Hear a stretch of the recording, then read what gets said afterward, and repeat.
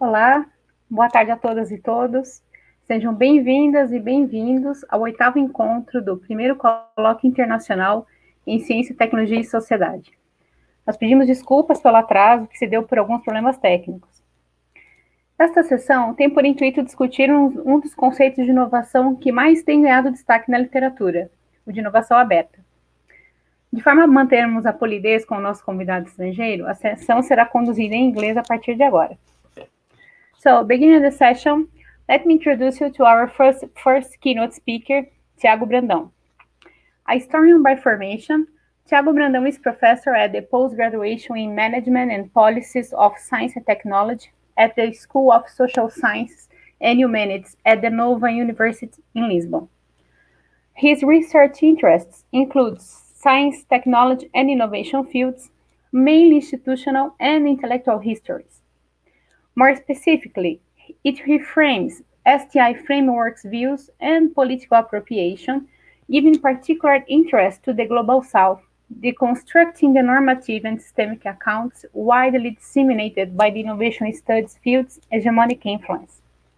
Among his publications, we can highlight Contesting the Mainstream Narrative, a conceptual discussion on the politics of science, technology, and innovation from the periphery, at the Journal of Scientometric Research, and Open Innovation, the Open Society and its Entrepreneurial Bias, to be published at the Handbook of Alternative Theories of Innovation, organized by Benoit Godin, Dominique Vink, and Gerald Gagliot. Welcome, Tiago. Thank you for being here with us. Hello, thank you very much for your kind presentation, Carolina. Well, this is our second session dedicated to the innovation studies. As you might remember, 2 weeks ago, we discussed the governance of innovation and its general features in our societies, highlighting, well, its discourses, the political narrative, the dominant policy approach, and its shortcomings, etc. Today, we are diving in choosing one of the recent concepts. There are others, of course: responsible innovation, sustainable social innovation, which we intend to address in other editions of our STS colloquia. But today it's going to be about open innovation. And firstly, I'd like to acknowledge Professor Paul Trott is here with us. He accepted to participate in this session. I must say that his work is amongst the few that inspired me to build my account on open innovation. The presentation today is the result of a study I conducted a year ago that is to be published, Carolina already mentioned.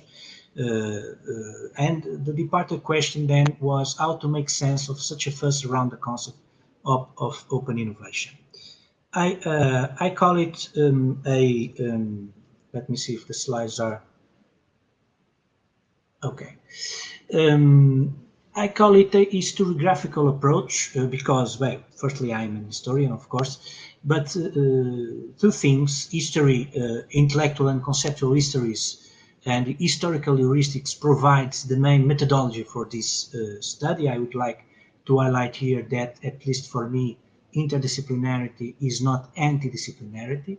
And second, and not least, I think that innovation studies and the economics and management of innovation should be challenged to look at different methods of research. I mean, be challenged to look beyond econometric modeling to begin with. Finally, I must say, as a preliminary words, that STS communities should have more interest on innovation studies, and the other way around, of course. Bottom line here, we encourage STS community to embrace critical studies of innovation as a way of critically assess the trajectories of policy, institutions, and governance. In fact, I even believe that there is room in the field for a new research agenda based on the following ideas.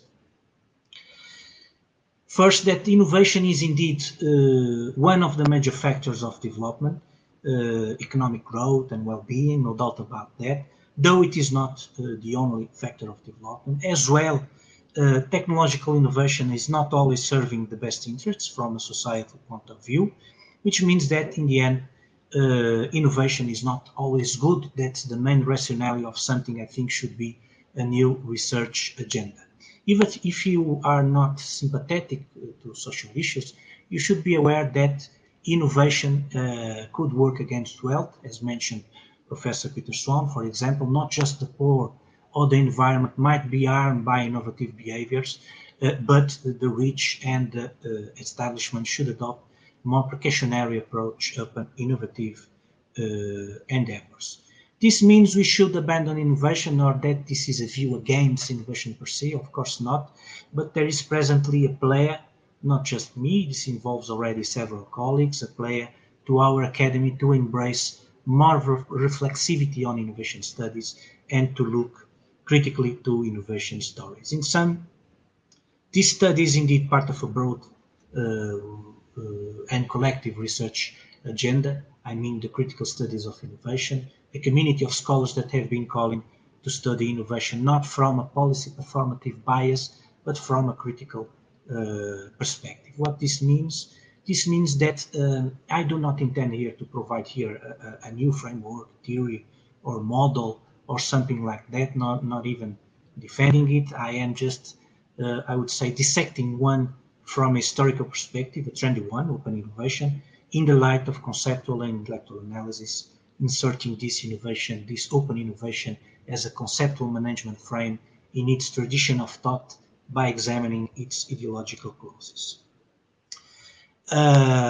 Innovation imaginaries, they are providing many frameworks these days, mainly for policy purposes, but also inspiring people and movements across the globe, no doubt about that. Like innovation in general, open innovation captures the imaginaries of our societies to point out desirable and transformative changes in our political economy. There are indeed several innovation concepts that have been emerging in the last decade or so, in the last 20, 15 years more or less. Several of them seek to raise awareness on the limits and problems derived from a strict understanding of innovation as the commercialization of technological changing, according to Freeman, 1982 paper, which gives the definition of innovation hegemonic in the more orthodox approach to innovation studies. From some colleagues even coined the concept of X-innovation, which refers us to the several innovation concepts that have been emerging. And you can follow here in the slide, X-innovation is based on an enlargement process seeking to go beyond the understanding of innovation as commercial and technological. However, authors have been pointing that at least some of those concepts could be also misleading. Not just they are still technologically based, but they are also, but they also tend to compromise with corporate and economic interests. And open innovation is one of those new labels, new innovation labels that could be hugely misleading. At least this is my thesis here in terms of its, I would say, allegedly counter-hegemonic purposes, to use provocative Gramscian terms. Today, open innovation is presently viewed as the next word in innovation studies and management practices. It is a conceptual framework provided by management guru Henry Chesbrough in his 2003 book, which presents open innovation as the new imperative for creating and profiting from technology. And the main definition is naturally attributed to Chesbrough, who broadly defined open innovation as, in following this slide, you may follow this slide, the use of purposive inflows and outflows of knowledge to accelerate internal innovation and expand the markets for external use of innovation, respectively. Well, it is my belief that these definitions raises more questions than answers, even if we look at further definitions, as for example, the recent one given by Curley and Salmlin on Open Innovation 2.0, predominantly based on digital technology and business opportunities, though there is some common ground here. We are talking about new strategies for the firm to deal with innovation opportunities, and you have here in this slide some of the tools and mechanisms which provided those management practices to apply open innovation strategy. And we are dealing with propositions that are arguing for a free trade agenda, and above all, pose the question of how can we reach outside our own four walls of the enterprise for ideas that are needed to be competitive in the market. A more consensual assumption would be this one, the notion, precisely the paper Carolina mentioned, and by presenting Paul Trott, the notion that nowadays knowledge has become widely distributed and every actor involved in the innovation process should be aware that most of the knowledge required for innovation can be found elsewhere. To have an idea of what are those open innovation activities, this diagram is most enlightening. Above all, open innovation captures the reliance, the increasing reliance of firms on external sources of innovation, and it is usually presented as the only way to keep pace with the innovative dynamics of the digital economy we are living in. As expressed by colleagues, the open innovation has been mushrooming ever since, and the scope has been broadened in different directions. But in spite of those different directions, the emergence of open innovation is always very much in tune with its entrepreneurial and market bias. Several bibliometric studies reveal the magnitude of this growth in the literature. Open innovation has spawned special issues, numbers of books and hundreds of papers. We can even say that an epistemic community has taken root around the concept with a series of workshops, conferences, doctoral training programs. Thus, we can say that a small community of management researchers all of a sudden developed into established research field.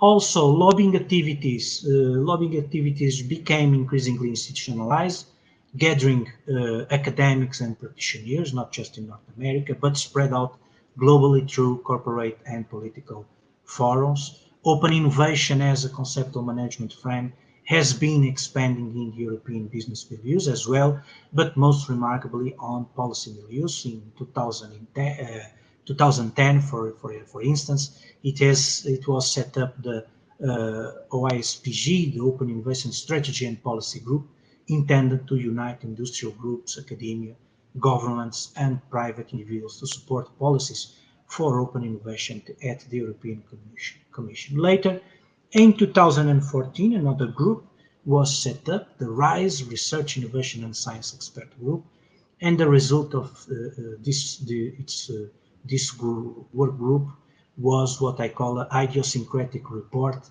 entitled Open Innovation, Open Science, Open to the World. And this report came to be known exactly as the report of the three opens, showing how the liberal thinking and its openness discourse is fully embedded in the EU policymaking circles.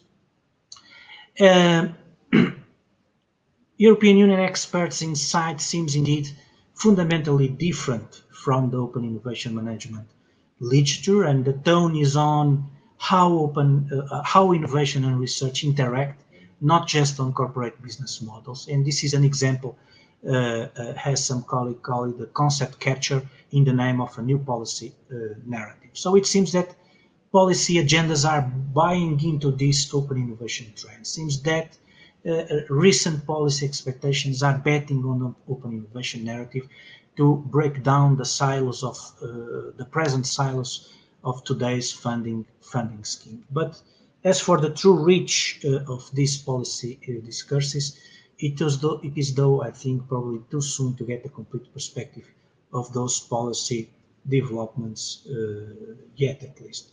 Although my personal view is that in policy terms, open innovation is thus bringing more of the same, betting on cross-disciplinarity and cross-institutional knowledge creation, highlighting the role of interdisciplinarity for knowledge production, collaborative institutional arrangements. Secondly, a worldview based on the role of the private corporate sector to provide to profit from intellectual property created by others, for example, portfolio workers, university spin-offs, other firms, including medium, small ones, and thirdly, in particular, encouraging public policy to aggressively support technology transfer and commercialization from universities. Once again, this is not, I think, as an historian, I have the duty to say that I think this is not entirely new if one looks at the 70s, at the 80s, and how the development policies were then envisioned already.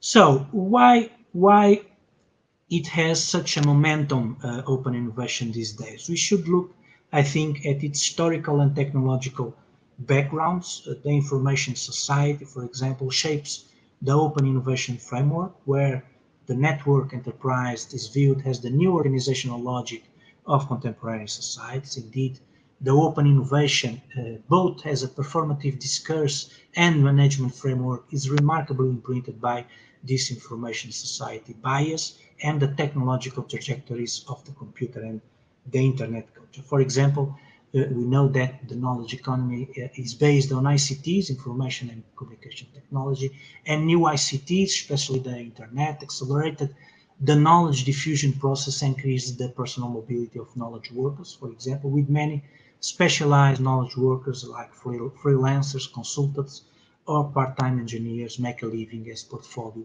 workers. And this is indeed a major feature of how open innovation really happens. And a major outcome of this current techno-economic paradigm is the increasing reliance on labor flexibility through computerization, which is very much a feature of this open innovation trend, I think.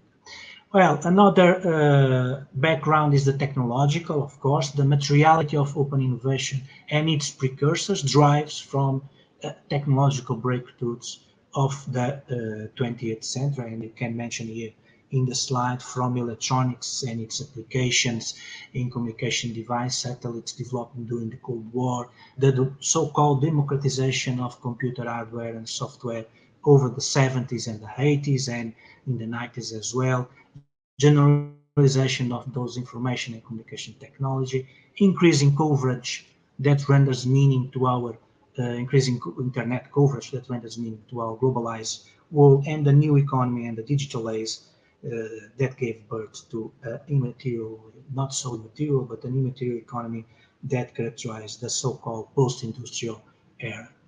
Finally, a third background, it's I call it the genealogical one.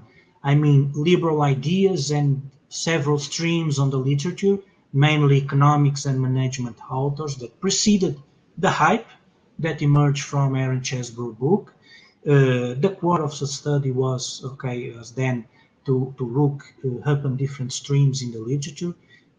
Keynotes, well, there are many traditions in the literature that helps us to frame this ideological background of open innovation. I remember here John Maynard Keynes quotation, very interesting, and I always remember it when someone quickly disregards this kind of historical knowledge, and it was said then in 1936, practical men, said Keynes, who believe themselves to be free from any intellectual influences are generally slaves to some extinct economies. And we are not going to dive in properly in this genealogical background, but I can mention most important hallmarks on this intellectual repertoire. I mean, great continuity among these authors and the liberal and ideological values we find here with open innovation, and that is per se a reason for us to understand its ideological embeddedness, and we find that those management frameworks, including open innovation, are fully embedded within the modern and contemporary liberal creed. One may indeed recognize the values and ideas that shape our contemporary market-oriented societies within this tradition of thought. For example, Popperian open society narrative has a system of unhampered competition open to all, as mentioned Ludwig von Mises, for example, a system in which the entrepreneurs prosper, a place favorable to the competition, or for the competition to the competition for status among its members.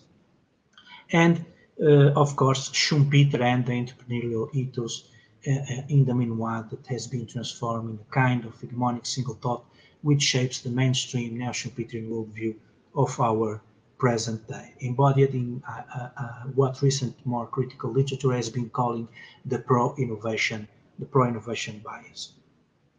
This view has been shaping over decades the management values, a development view indeed based on rapid growth to be driven by continued innovation. And within the management literature, it is important to know who are the authors or the actors which have been fulfilling both theoretical and performative roles, and who are those authors involved, not just Peter Drucker, of course, founding father of the management studies, but also more recent names like Henry Chesbrough, Clayton Christensen, Martin Curley, an Intel Labs Europe director, and one of the authors responsible for coining the term Open Innovation 2.0. Those are the gurus behind open innovation propositions. It is becoming pretty obvious that by looking at this genealogy, there is a clear entrepreneurial ethos and a market-oriented bias. So this genealogy of authors raises some questioning regarding, its genesis, relevance, authenticity, originality, intentions. For example, if one looks for precursors, there are plenty. We find that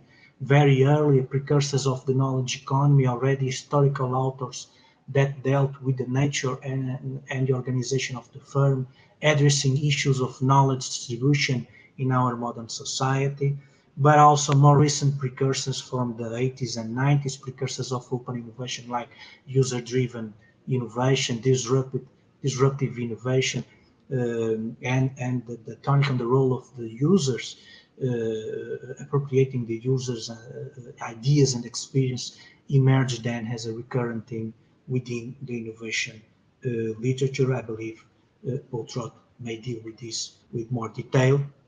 As for me, this relates to the entrepreneurial logic and the consumer logic that is indeed based on the material culture provided by the computer and electronics revolution. Further streams in the literature forgoes open innovation and were and still are highly influential in the organizational economics literature.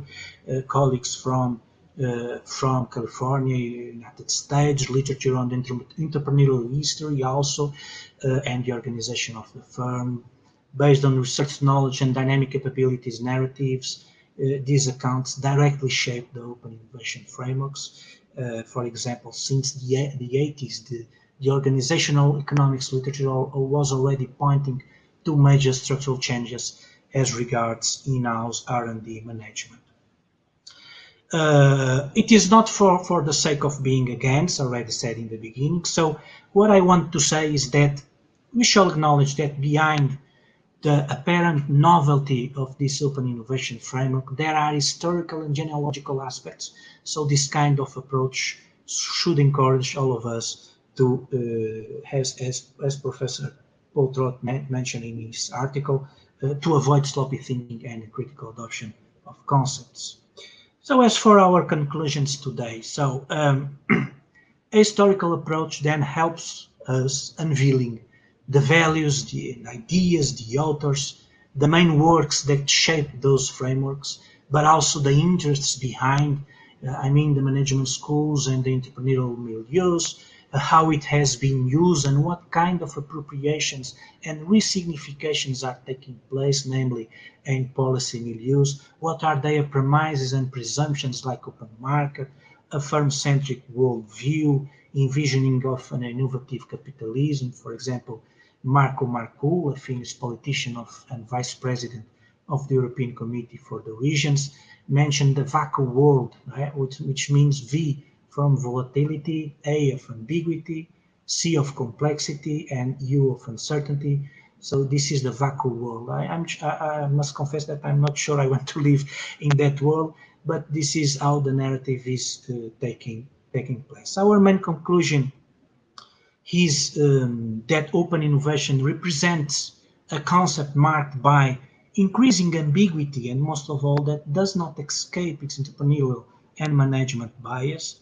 And a historical or historiographical approach, if you prefer, reveals how open innovation is neither quite so agnostic as, for example, David Dix and some colleagues believe, nor it is absent of its own political and ideological presumptions, which I must say, contrary to the less informed, relying on intuitive understanding, open innovation does not say much about democracy or some kind of collective ideal, even least cooperative.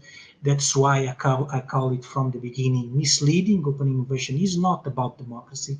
It is about profit, business, business models, business opportunities, organizational solutions for corporate and even the medium and small size high-tech enterprise to deal with the technological development and innovation, mostly in ICT's area. Since its first inception in Western politics and economics, the use of open and openness-based narratives has carried the weight of an ideology with its norms and values of an entrepreneurial ethos, which are already present in the classical and seminal authors, and it is clearly running rampant in more recent decades. Understandably, though, I understand that certain expectations have arisen and often evoking past utopias. For instance, the origins of the open source movement in the 60s and 70s, the California youth culture of the Vietnam War period, when ideals such as openness and democratization went hand in hand in the counterculture movement, that gave an aura that still remains present in some of the more intuitive interpretation of open innovation accounts. The open agenda might then exude a subversive, even emancipatory and activist air. However, I personally have many doubts that this could be the case with open innovation as far as I'm able to reach. Openness means then that firms are able to respond to shifts in customer tastes or to adopt new modes of production, as well as all workers who adapt to new job requirements. Openness is then connected to entrepreneurship, innovation, mainly technological, digital, and even organizational and economic growth, and above all is believed to favor the innovation cycle in the private sector, whose values and worldview are not, as we know, always reflexively and properly dealt in terms of the wider landscape of our increasing asymmetric societies. So to end this brief overview, we can close this by mentioning the variety order of criticisms that open innovation has been subjected by only a few authors. There are not many critical authors in these things, and you can see here general looseness associated with the concept, as even Clayton Christensen points out. Christensen is one of most influential business theorists, author of the disruptive innovation concept. He mentioned very clear there are a lot of people who claim to talk about open innovation, but actually talking about something else. Seems to be then lack of awareness on the influences and the ideological metrics that is being adopted as somewhat unconscious way. So lack of historical awareness is another main criticism, including upon the previous literature. Prior literature had already made most of the points put forward by open innovation advocates. The management bias, I remember here historian Ferdinand Brodel in its Wheels of Commerce wisely noticed that one should think more than once when we are dealing with the promises towards the business model of the future. And it is clear that this management economics and open innovation literature streams are very well firm-centric and performative in terms of the profit-oriented and business model proposition. Then ultimately, a different order of criticism is on labor and working conditions. In short, this goes like this: open innovation strategy might mean cuts to human research and precarious labor bonds, and secondly, a lack of interest in research among medium and large firms. It is indeed true that many proponents of open innovation forward the concept as the new silver bullet for innovation in the private sector. But some colleagues have been pointing that this might mean unconfessed unwillingness of corporate governance structures to take to take risks and invest in R&D. In sum, when carefully analyzing its academic and ideological genesis, the concept of open innovation seems somewhat less revolutionary in terms of going against the hegemonic Western capitalism trends than our intuitive understanding may suggest. And this is, for me, my main point. I even remember here a quote from Henry Chisbrough book, 2003, page 194, when he acknowledged that inevitably the technologies will evolve to serve the needs of the dominant. And it's clear for me that open innovation, I think, I certainly am looking forward to hear Professor Paul Trott, is certainly not contributing to counter this. Thank you very much.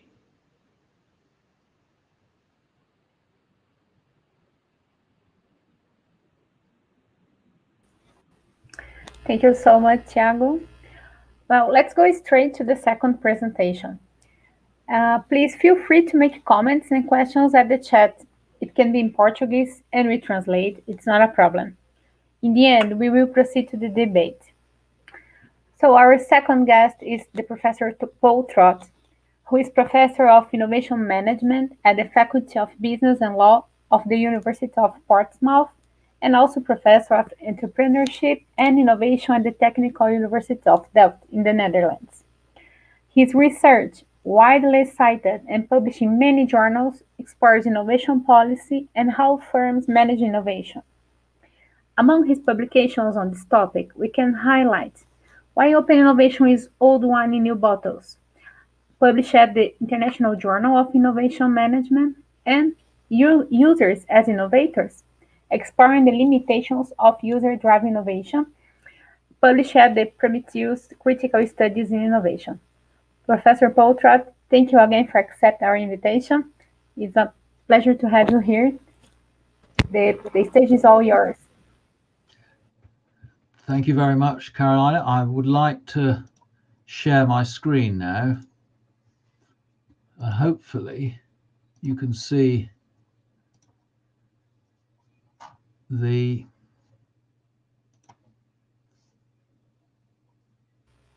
now. Can you see the slides? Yes.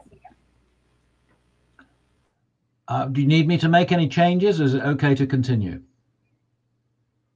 I think it's fine. It's exactly the way we tested before. All right. Well, hopefully you can see the slides. All right. Well, thank you very much to Professor Thiago Brando, and I very much agree with much of what he was saying about open innovation. It's quite exciting, actually, to be following on from an historian, because one of my big criticisms of this concept of open innovation is that the people writing about the subject and develop the concept fail to acknowledge much of the historical research that has gone before. So it's a great pleasure to follow Thiago. Well, as Thiago mentioned, this concept of open innovation was launched, if you like, by Henry Chesbrough, and it's quite surprising how much interest and how much has been written about the concept.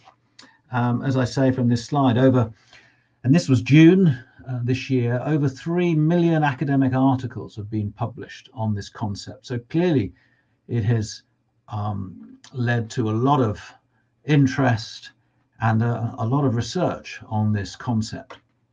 And my reason for getting involved in the debate on open innovation was quite simply, as a PhD student, I studied the concept of technology transfer.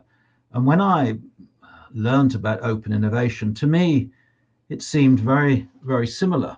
And I questioned whether this was just simply a new label for something that has gone before.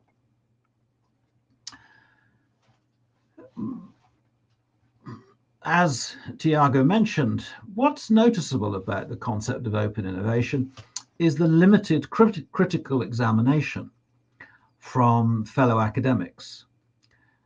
And so it was therefore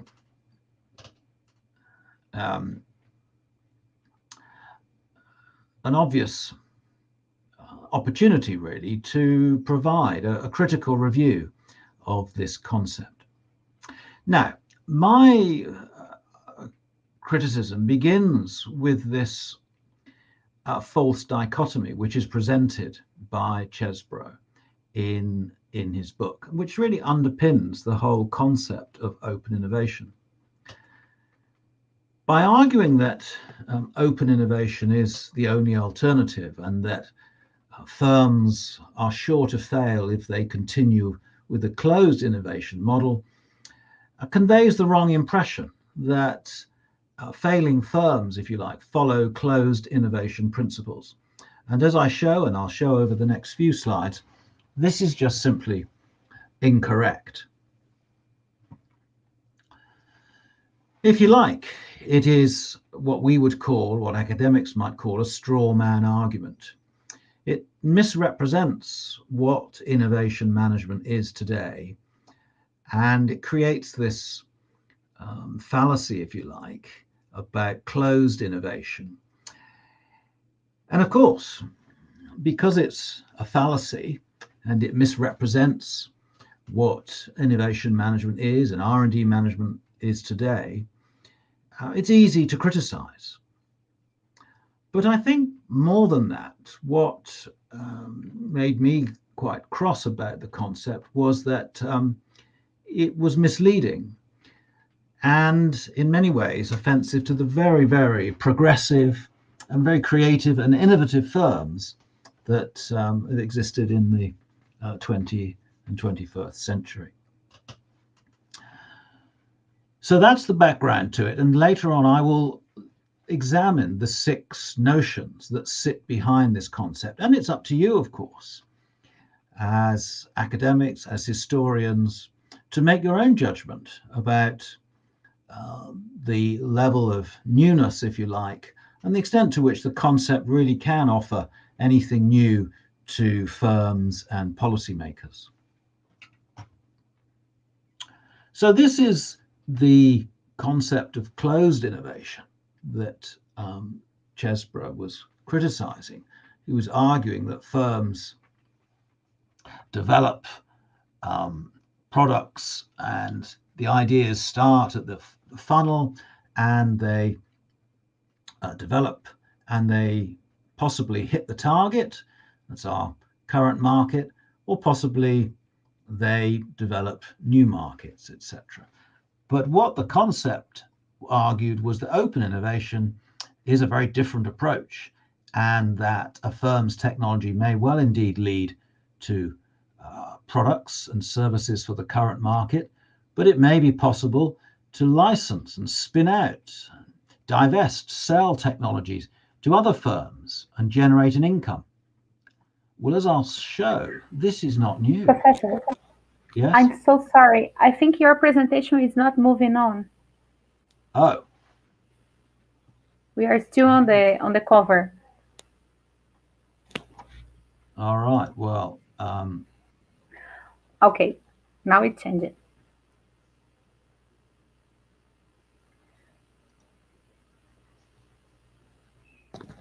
So that's not very good. I'm so sorry to interrupt you. No, that's okay. I'm glad you did.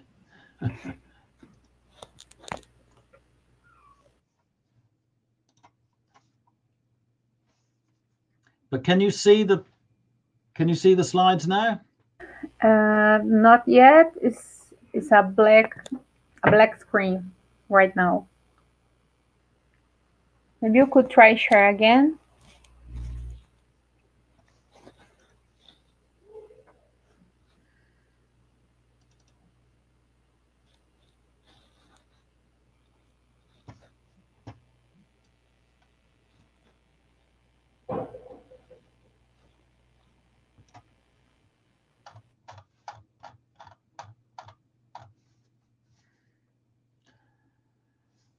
Okay.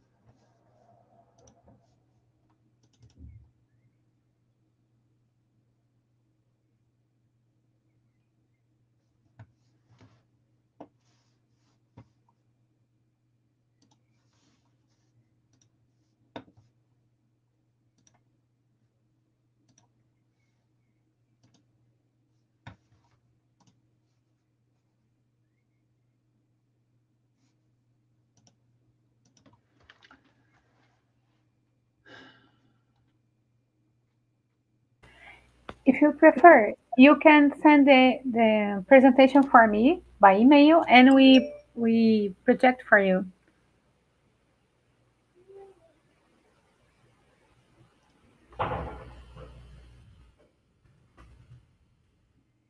Now, what can you see now? Now I can see the PowerPoint.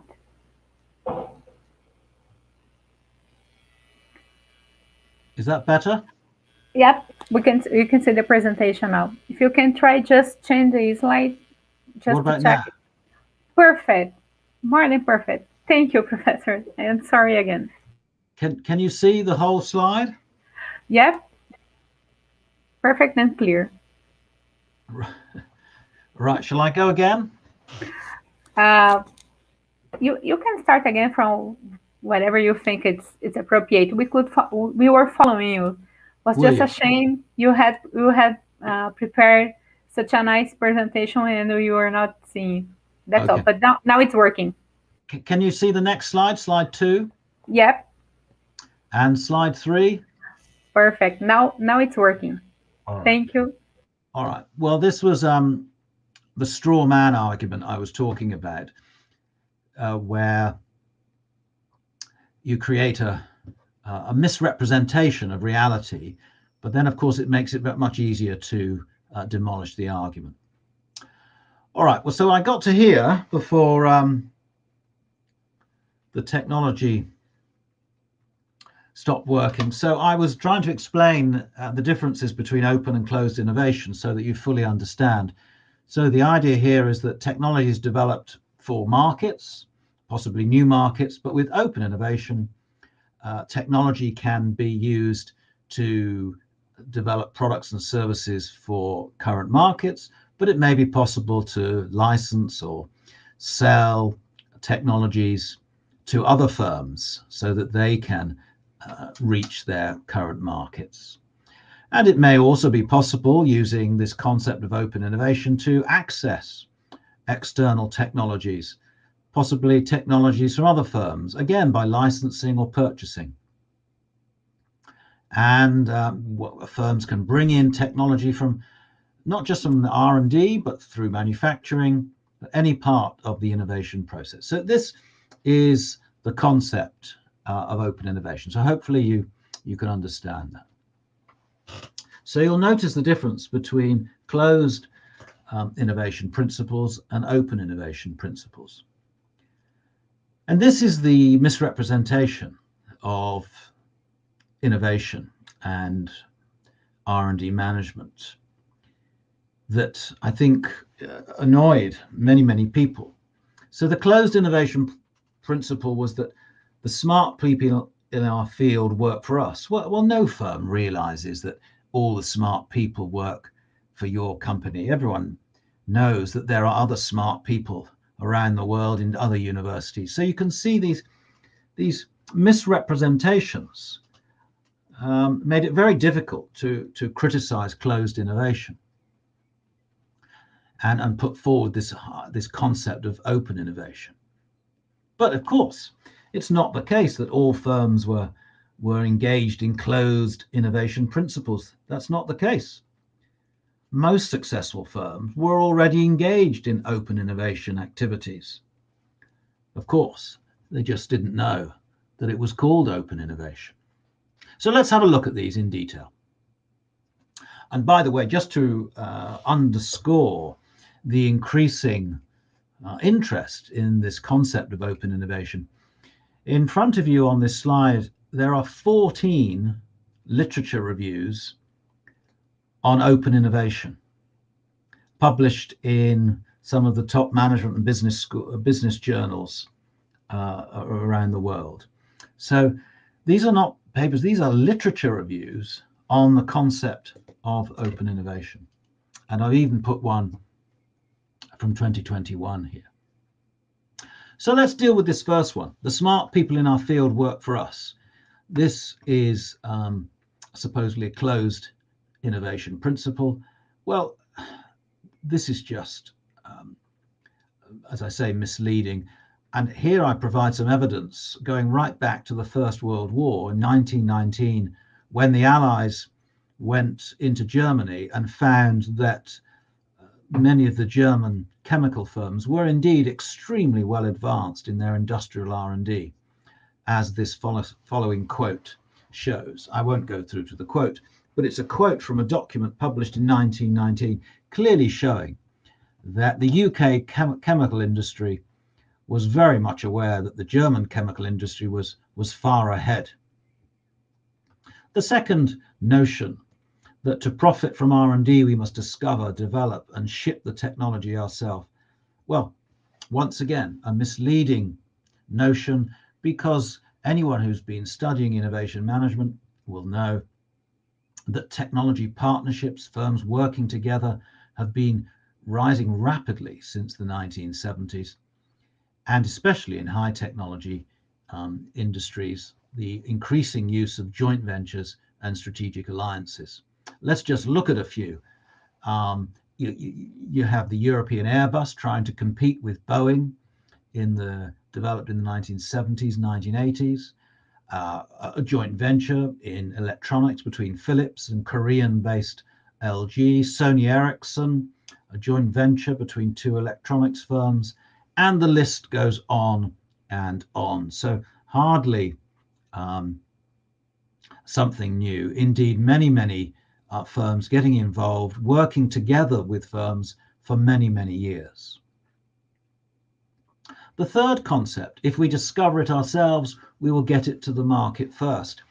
Well, once again, here's an example of Corning, who have been involved in technological development, largely around glass, but you can see Corning have worked and developed joint ventures with many companies and industries to develop exciting technologies. So this is the RCA in the US for developing televisions, heat-resistant glass for the space industry, fiber optics for telecommunications and computer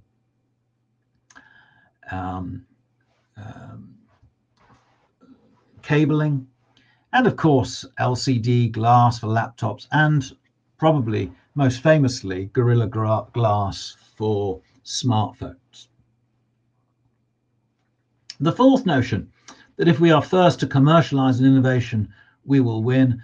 Well, as we show here, the 20th century have been full of late entrants surpassing the pioneers. And I've just got three examples for you here. Ampex, of course, developed the first video recording technology.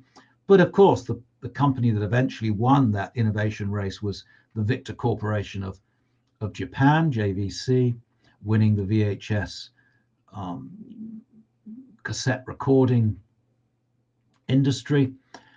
And Leica from Germany, of course, one of the pioneers in portable cameras, and of course Canon now the market leader by a significant margin, and even in word processing, WordStar, amongst others. You probably remember WordPerfect and many others, and of course Microsoft Word being the eventual winner of that innovation race. Penultimately, then 5, if we create the most and best ideas in the industry, we will win.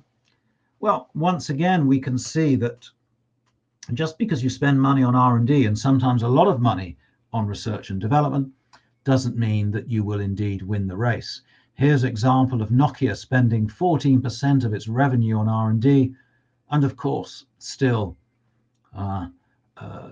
arriving at bankruptcy. And the same for BlackBerry or Research in Motion, spending significant amounts of money on R&D. So it's not the case that these firms suddenly stopped spending money on R&D. So again, the message here is ideas are not enough. So it's not just a case of spending money and creating ideas for innovation. Firms have to do more than that. And then this issue about the 6th and final one, we should control our intellectual property so that our competitors don't profit from our ideas. Well, firms such as IBM, etc., have been licensing, in other words, sharing their technology for many, many years, and mainly because, of course, it generates huge revenues for them. And they're not the only ones. Many, many other firms have been sharing their intellectual property, usually at a price, of course, in terms of licensing. And I think I have another slide here showing you a range of companies, Qualcomm from the US, Nokia from Finland, and others here, generating vast sums of money from monetizing their technologies and their patents through licensing. Just working with others. And this, of course, has been occurring and taking place a long time before 2003 in the concept of open innovation. So you can see why myself and others are critical of this concept. We believe that if academics were to look at the history, the literature of innovation management and R&D management, they will see a long heritage of these so-called concepts that are underpinning open innovation. In other words, the concepts that underpin it have been undertaken by firms, successful firms, for a century or more. Now, one of the issues that remain unresolved by this concept of open innovation is that it's still inherently a linear model. And that is that we move from idea, concept generation, to product development, if you like, and then marketing, sales, etc. When we all know that innovation is much more about feedbacks, 2 steps forward, 3 steps backwards, and also, of course, that innovation can occur and begin anywhere. And increasingly, we're beginning to recognize that the manufacturing shop floor is a large breeding ground for innovation, especially in the low-tech sector. And the second point is that information sharing, which seems to be a key component of open innovation, can lead to the leakage of commercially sensitive knowledge. And if we take some of the most highly regarded firms, some of the largest and most profitable firms like Apple, for example, they are very, very closed. They have a very, very closed approach and secretive approach to their technology, suggesting possibly that open innovation isn't for them. So what about open innovation and the COVID-19 vaccines? Has open innovation enabled firms to develop improved vaccines or enabled other countries or other firms? And the answer is probably no, because what you have when you look at the vaccines is very tight, very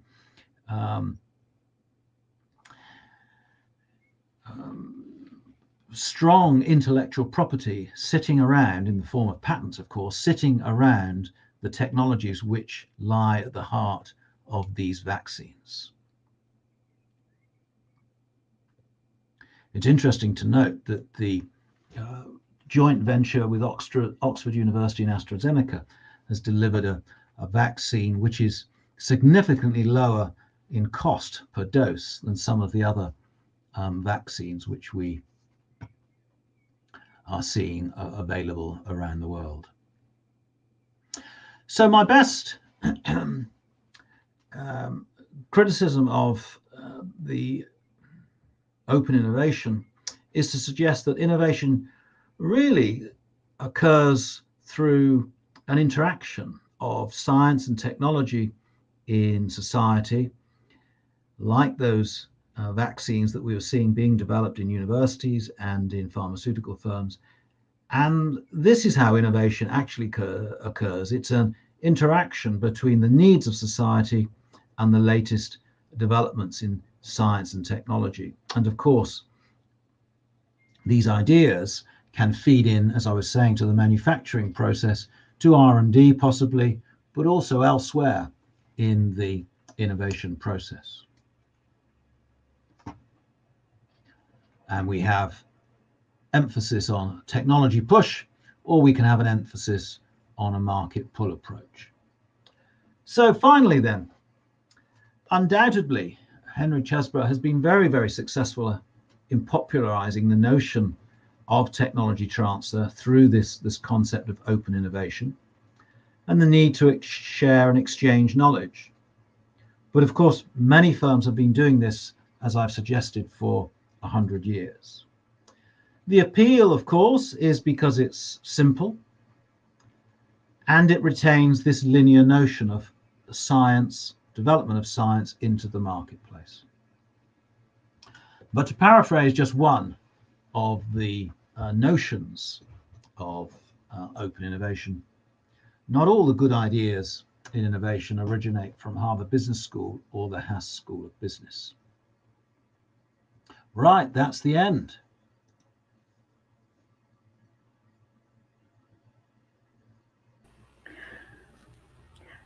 Thank you, Professor Paul Trott, for this enlightening lecture. Let's proceed to the debate.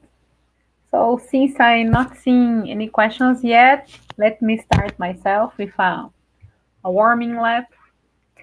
The first question I would like to make, its origins is in the Thiago's presentation, but I would like to hear from both of you.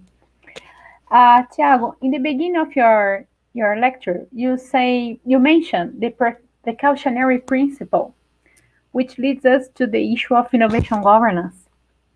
Well, much is said about the governance, about the importance of finding an approach that takes risks seriously, but does not block the development and commercialization of technological innovations.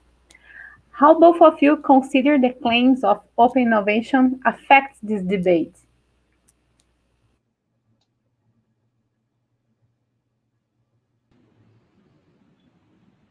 Thiago, I'll allow you to go first. Yeah. Well, I don't have a straight answer for this conundrum where I think innovation is in our society. Well, there is a debate. I know the literature on, for example, responsible innovation has been aiming to provide this kind of more ethical principles to the innovation policies and narrative development, which is pretty much very enthusiastic normally. But I'm not really convinced about responsible innovation either, so I'm not sure it will be enough. What I can see is that the creative production of these frameworks is really stunning. They are really appealing to many different idiosyncrasies. So, and people follow these, not just in management circles. So they are really in terms of political praxis also. So I'm not sure if a precautionary principle is going to be enough to countering all the damages and unintended consequences that innovation in general might trigger. I think the problem for me with the innovation and the question with the being precautionary is that for most of the problems and issues in our societies, probably there is other solutions other than innovations. So I think this is a political issue and sometimes an ideological stance that some areas have more than others. For economics, management, of course, they are very much attached to what innovation promises. But I think there is a need to go beyond of a dialogue between areas. I'm not going to go straight to a interdisciplinary umbrella, but a dialogue between areas and a need to look it politically before going to the technocratic way of looking at those issues. Well, I'm talking from Portugal, from a country which is a peripheral one in Europe, but I am sure that in Latin America and other regions of the globe, those questions are very much need to be looked by a political frame or political view before technocratic instrumental way of dealing with those issues. As for the precautionary principle, well, there is a paper of Vincent Bloch and a colleague, I don't remember the name. He compared the open innovation framework with the responsible research and innovation, RRE, and it is very interesting how one could balance the other. I'm not sure if it is not another extrapolation of the concept, as I mentioned when I was focusing on the political developments in the last years, namely in the European Commission. But I'm not sure if it is if it has a future here, if it is promising. My Professor Poltrot has new insight of these political extrapolations and the way our colleagues are trying to combine those frameworks, if this has a future and could balance a bit the entrepreneurial bias and entrepreneurial worldview around open innovation.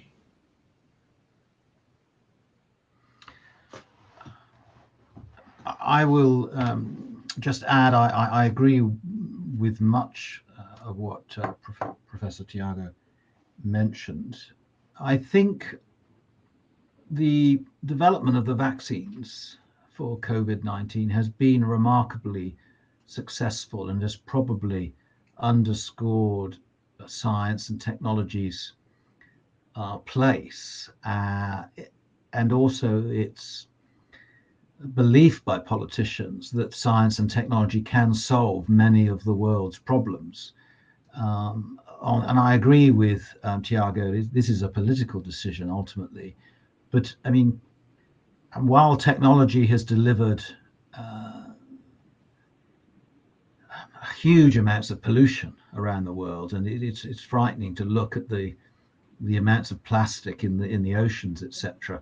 On the other hand, technology may yet provide some solutions to this problem or to these problems in much the same way as it has with the vaccine. But ultimately, it is, as was suggested, a political decision. I mean, I think the concept of open innovation is still very much a profit-driven concept for firms, as I was outlining. The overwhelming emphasis is on a profit for the firm.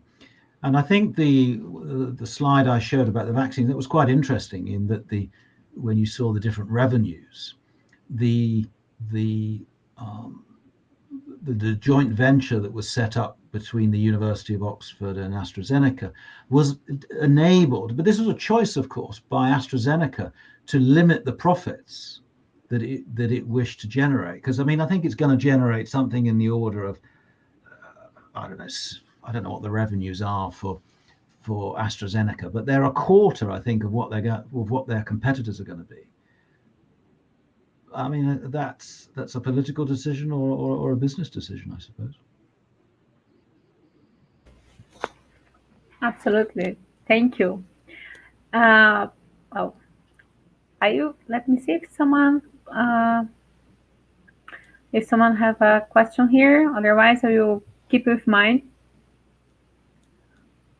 Okay, let me do another one. It appears that more than others alternative concepts, open innovation seems to be associated with other innovation concepts as user-driven innovation, social innovation, responsible innovation. I think it even appears in one or two presentations.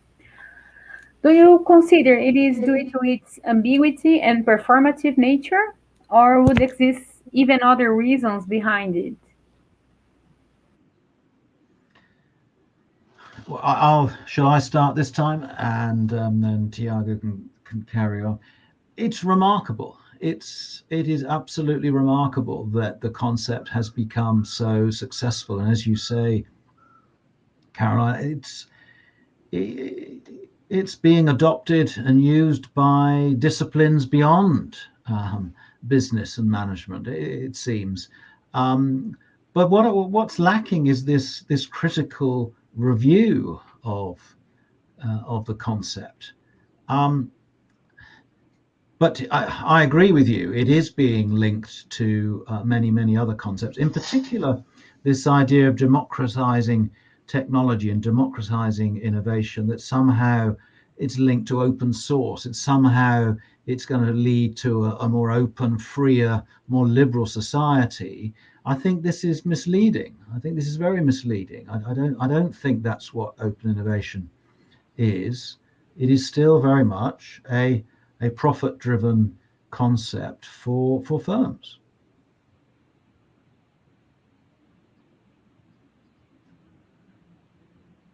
Over to you, Tiago. Well, I'm afraid I'm not very optimistic with open innovation as well.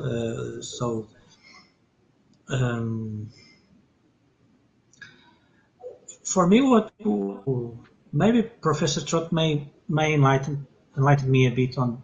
I'm not sure who is behind, what the interests behind open innovation. I'm not sure if it is the big corporate multinational enterprise or the medium-sized high-tech firms. For me, it's a mystery, at least at this point. No, I'm not sure. Maybe Paul Trott has some understanding on what are clearly the actors who are benefiting from this framework, from this management view. Well, this is a mystery for me, at least. I can see that, of course, the ICT area is very much pointing towards open innovation frameworks, but I'm not sure other industrial areas of business have much to gain with this view, with this business model. I'm not sure about that. I think critical studies on this issue should pursue to understand better what the interests behind this kind of management, this business model we are pointing towards. As for the political appropriation,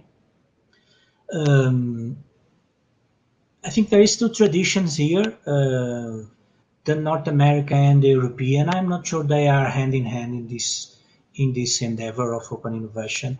They seem to have quite different views on the subject. The European milieu seems to have a more utopian and pro democratizing innovation narrative. It seems that they are pretty much buying into this more intuitive understanding. And I can see colleagues in North America don't have many doubts that open innovation is profit driven. I think they have this very clear in their minds. But I can see that some alternative view is growing in the last years, which means that appropriation and resignification might be in the horizon in the next years, besides the usual normal literature from economics, organizational firm strategies, etc. They are not lying to us. I think society is extrapolating what are the promises of open innovation. If you look at the traditional niches of literature in this case, you cannot be mistaken by some alternative view in place. But when you look at like the Three Opens report and so on, you can be misled by some alternative interpretation. I see, Caroline, we have some questions here from the audience. Yes, thank you, both of you. I could not agree more with your statements. I mean, I agree with Professor Poltrot and with Thiago also that it's a concept market oriented. So it is interesting how sometimes this concept is used associated to others that supposedly were developed more thinking in social issues, social innovation or inclusive innovation. I think it's an interesting point. And okay, let me pass to the audience now. So first, the question of Rodrigo Botelho. Rodrigo, I will translate as well as I can. So he asked, like, what's the risk of encouraging the practice of open innovation in a scenario without public policy regulation, in which only multinational companies, for example, would have different conditions to support this practice? It is about stimulating an idea appropriation scenario.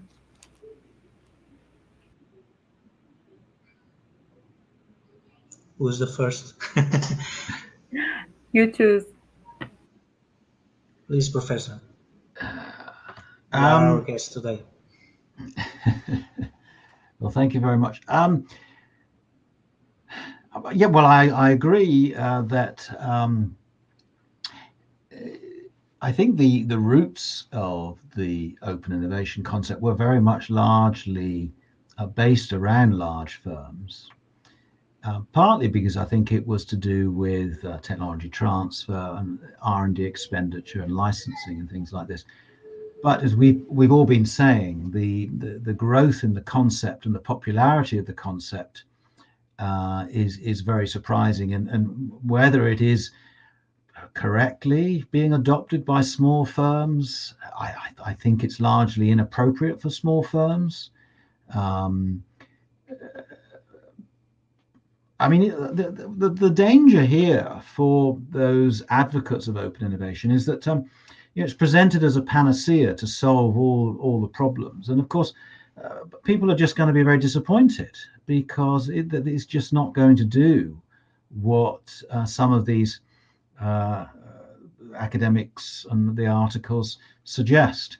I mean, to go back to an earlier point about, I think Thiago mentioned whether I had a view on where this sort of popularity comes from and whether it's being driven by the industry, business, or academic. I think it's being driven by the academics and the journal industry, the academic publishing industry. That would be my answer. Okay. Thank you. Well, as for the Rodrigo question on how this might harm public policy in some way, well, the agenda behind this extrapolation of open innovation to policy narratives, I think is pretty obviously the same in the last years. Is deregulate, enhance the private sector give incentives to the private sector to do innovation, and public authorities are being put as surveillance entities, not really participating or doing research or investing in public research. Okay, there is the idea of universities' relation with the private sector, the spin-offs, enterprise. This is very in line with the open innovation proposals. But I'm not sure the open innovation could be adopted as a comprehensive framework for STI policies in general, for example. I think it is pretty much, it has an interested actor in this proposal, is the private sector. And most probably, as Professor Trott mentioned, it is the big corporate multinational which is most profiting about this kind of possible relations, and the ICTs areas, the high-tech industry, hardware, computers, software, which most benefits from this kind of arrangements. So this is for me very clear. It's pretty much market oriented and for a certain niche in the businesses. So not just for all the areas in economy.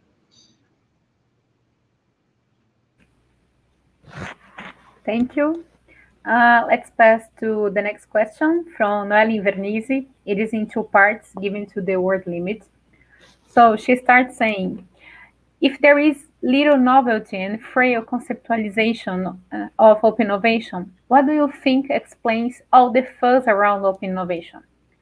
Does it serve particular ideological or economical interests, or it is just an academic fashion?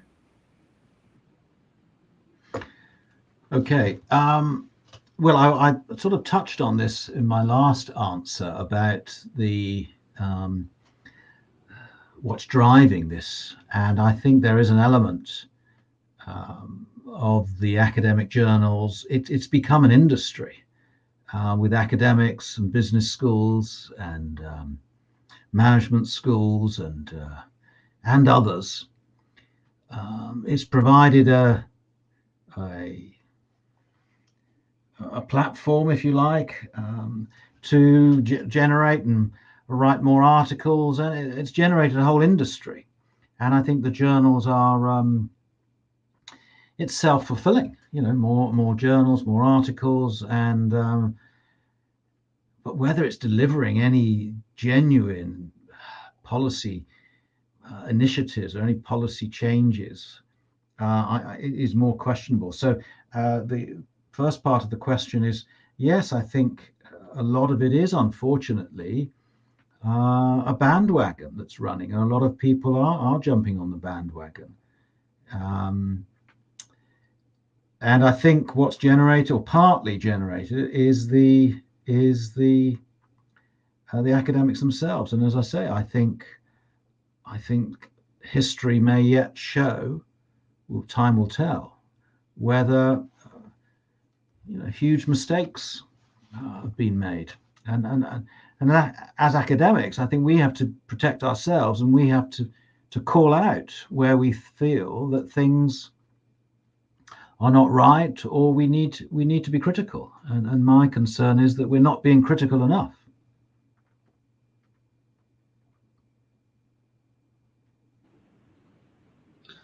Well, I believe I partially answered this question. I think there is two ways of seeing this. There is, of course, a materiality behind this narrative. I mentioned ICTs, all the story of technological breakthroughs in the last 30, 40 years.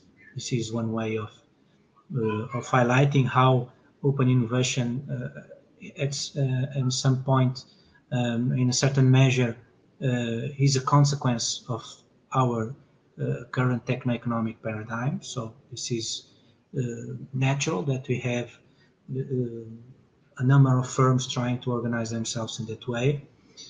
But as for the creative production of these frameworks, and they are recurrent in the last years, I would say this has much to do with the current ethical conduct of our fellow scholars in academia, for example. Normally, people do want to propose, provide, construct, theorize a new framework, and they want to be the author of this framework. So I think there is something to do with the ethos of our academia in these times, and how academia is flooded with many interests, not just the building of the enterprise university, those kind of relations with the public sector, and the proximity with international organizations, for example. I think that gave an authorization for scholars to produce those kind of frameworks. These theories are yet to be proven. This is the main the main thing about theories. So this fuss around open innovation, I think it is pretty much related with what is happened with other concepts of X innovation concepts. So it is not open innovation per se in this case. There is it is trendy to provide new frameworks. So there is too many frameworks today to all kind of activities. So this is probably an issue we have to deal. We need to be more critical, more pessimistic, to filter what is really the contribution to our society and to our economy. So my position is that I'm not here in the business of providing new frameworks, so I'm in the business of deconstructing frameworks. And open innovation, I think we must situate it in its area and in what it is capable of providing. Even if we have, of course, a path trajectory of learning from many authors, much before Henry Chesbrough, for example, who provided many coordinates which were already practices in enterprises. So this is a situated concept for me. For me, it's not able to being generalized to other areas. That's for me, it's my precautionary approach to the open innovation. I would suggest to be more cautious about those extrapolations. Thank you. Next, we have a question from William Lipinski. He's in two parts. He's saying, following your research, I would like to know if it is possible to stress some underlying objective motives that could explain this constant praise of innovation. In other words, why it seems that we always have a new bottle in innovation studies. This is for Professor Trotz, for sure. I think you both could answer. I'm sure there are several drivers here, but one could be the metrics which universities are increasingly being asked to provide in terms of to justify their existence or to justify their research income. So academics are under enormous pressure to publish, and the business academics are facing this challenge, and of course they arguably are publishing more and more papers of dubious quality, shall we say. But I mean, it leads to more journals, and it leads to more papers and more of these concepts.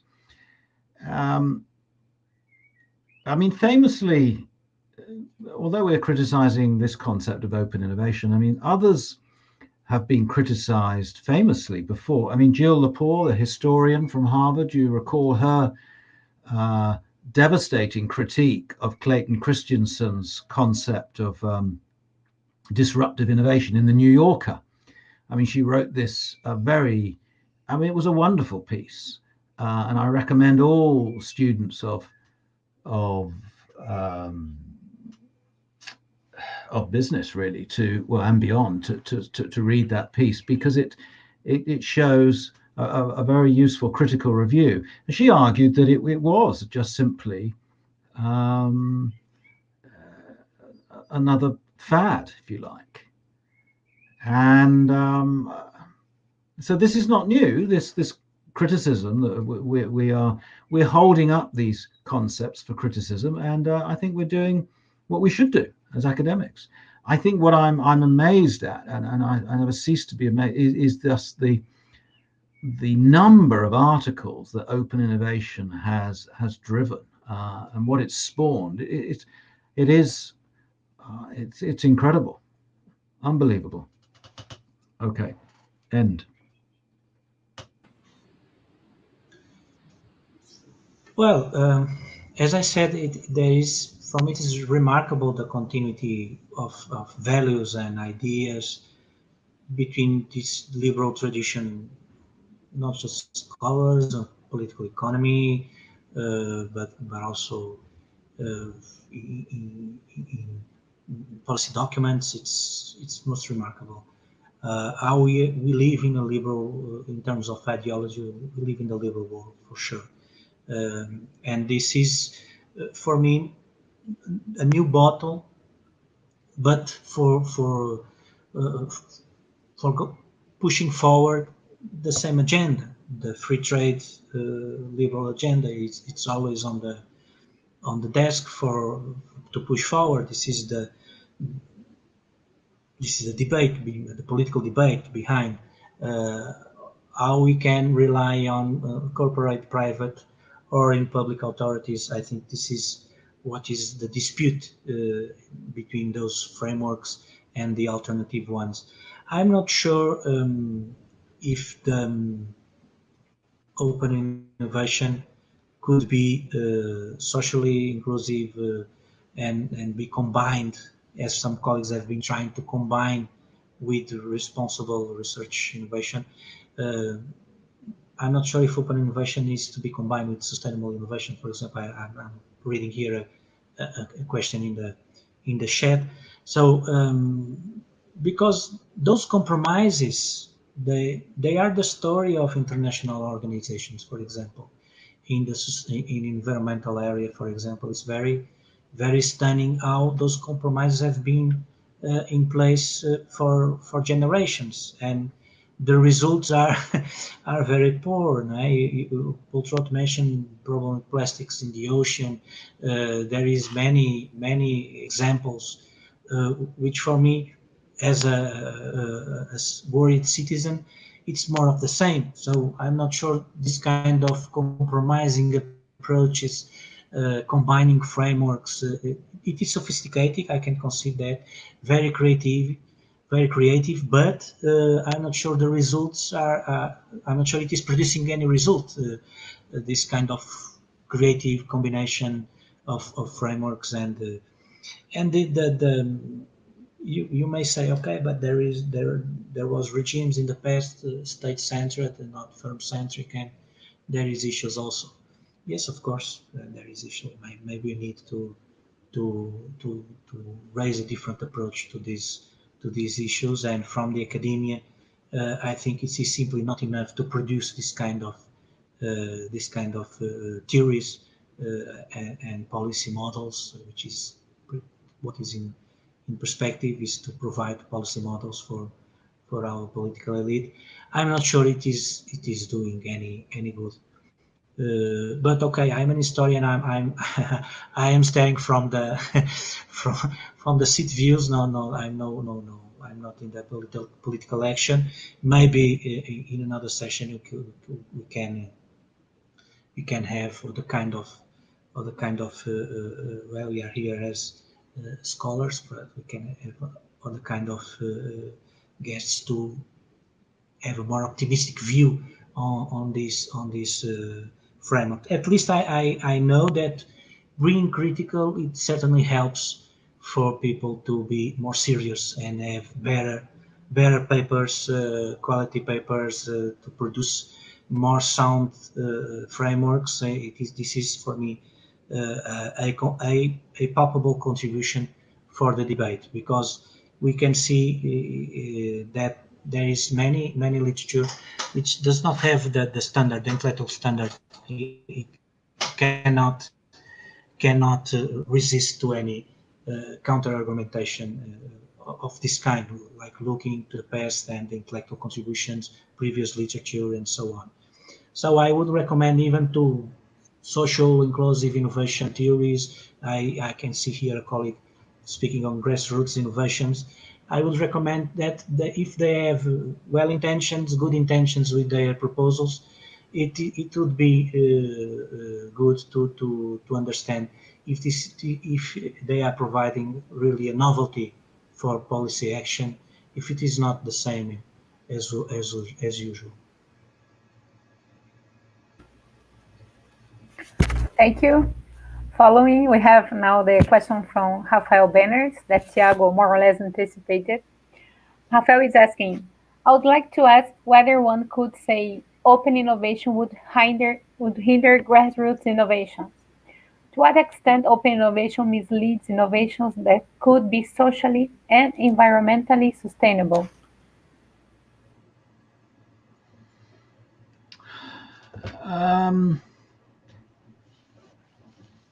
I don't think it necessarily, as a concept, it doesn't necessarily hinder socially or environmental contributions.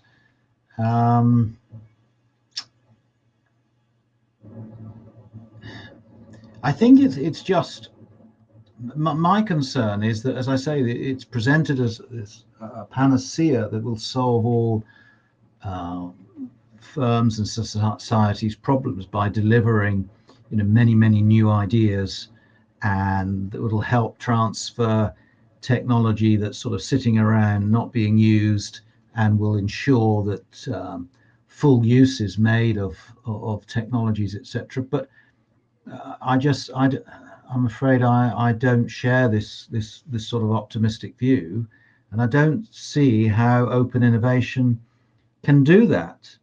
Unfortunately, though, it is presented, and I can understand why these questions emerge, because it is presented as a solution to the world's problems, including grassroots innovations or whatever. But I think a closer examination of what the concept is, just look carefully at what the principles behind it, and then I think you'll have a clearer understanding of what's possible and what's not possible. Thank you.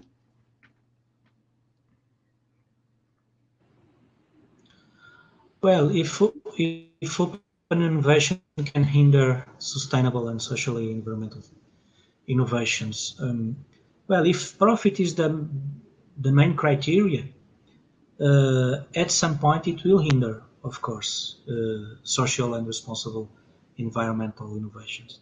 It is my view that at some point they will collide, because for open innovation, priority is to profit from innovations, the open market, and in an immediate logic of profit. I think this is very much what I can read from Chesbrough and his dichotomic view on closed and open innovation. In open innovation, you are looking for opportunities to have that profit now. It's not in the future. It's in that moment. So I think that it is a problem to combine those frameworks. It is, for me, ultimately they will collide. Ultimately, I have no doubt about that. Though there can be some projects where you can combine or have interests complement different interests in the same. The Green Deal, for example, in Europe is pretty much based on this kind of approach, is to find common ground between different interests. So this is possibly one way of dealing with this kind of urgencies in environment and social causes, etc. So this could be a way. I'm not sure it is the fastest way, I'm sure that it will not solve all the problems in the globe, and even least in peripheral regions.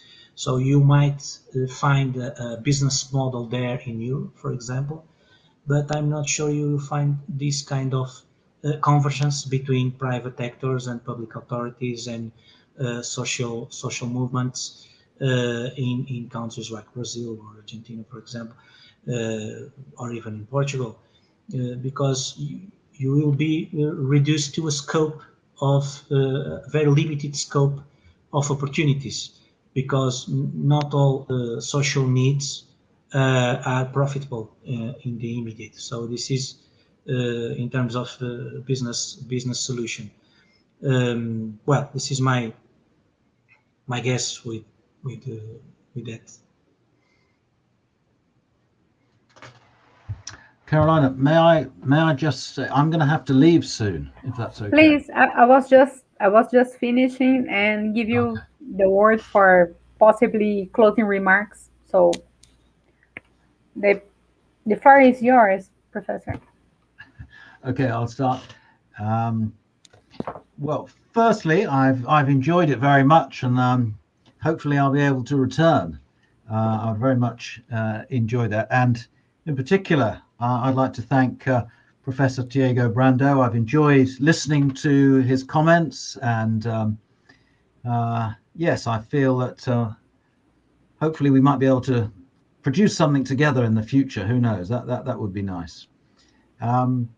Now, I'd just like to thank everybody for attending. I hope it's been of some use. I would, of course, encourage people to take a closer look at open innovation. That's all, and just look at the principles on which it's based. But thank you very much for having me. I've enjoyed it very much. Hope to be with you again. Thank you, Professor. We hope to have you with us again soon. Tiago? Well, the same. It was a nice evening here. Very, very interesting thoughts. I pretty much knew Professor Poltrot's work, and I might have a proposal for us to do something together in terms of publishing. I will try to contact you in the next days, and I very much encourage our audience to follow this research agenda on the critical studies of innovation. It's a new one.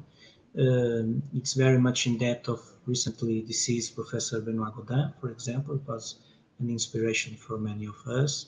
And our journal, Innovation, Critical Studies of Innovation, which has been launched in 2019.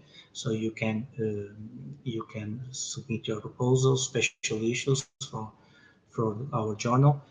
And of course, we are very much looking forward to address other concepts of innovation in the next editions of our STS colloquia, and try to reach a bigger picture on this. We are our thoughts here are pretty much tentative at this place, so we are being critical and knowing the literature at the same time. This is a challenge for us, which I believe it's mostly needed in our field to pursue this kind of critical approaches.